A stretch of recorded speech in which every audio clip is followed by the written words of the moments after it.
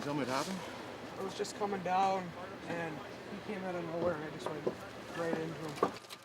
The scene plays out exactly as it would for all those involved, but luckily, this is just a mock.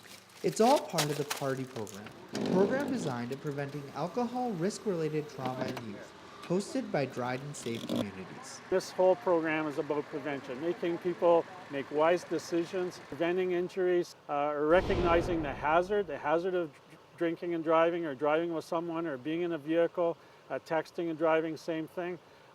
People have to understand the defense of that. Just don't do it. With the help of fire, police, ambulance, and of course teens, the idea is to stage a mock that plays out exactly as it would if it was a real-life scenario, in turn educating all those involved about the seriousness of drinking behind the wheel. Hands to the back, please.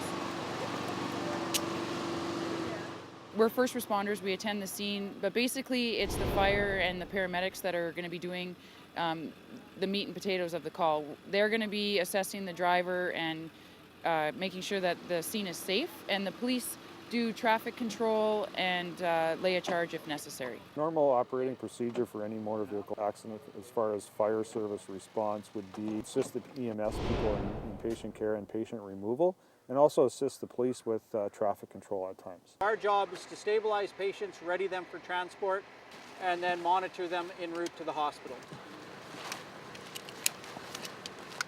Every injury or fatality I investigated as an inspector for years, I never ever concluded that it was just an accident. There's always causes, and in most cases things are preventable. People have to take responsibility for their actions or their inactions.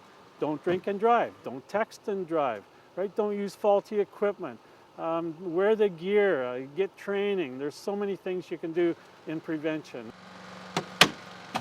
Dryden Fire Service does respond to a lot of motor vehicle incidents. A lot of them are preventable. What we hope the students get out of the incident, like we've shown them today, is that number one, the number of agencies that are involved and the number of people it takes to be able to respond to an incident like this, and it's for their safety. Basically, the whole role of today was to get a number of youth in from the high school and let them see what takes place during an accident scene, just how severe it can be. It can be far worse than this, but we want to give them some sort of, enlighten them, if you would, into what can take place at a scene, the severity of it, and see what all goes on around it, see what resources are needed to deal with something that could be a very preventable occurrence. We definitely want to get the message out to the youth, the teens, the young drivers of Ontario, that this is preventable, this is a collision that was preventable, and hoping that we can get the message out and say this is the reality, it's scary, and we need to prevent it. If just one of these kids thinks twice about getting into a vehicle with someone that's been drinking and driving, or talk to their friends about texting and driving, and their life is saved, then it makes this all worthwhile.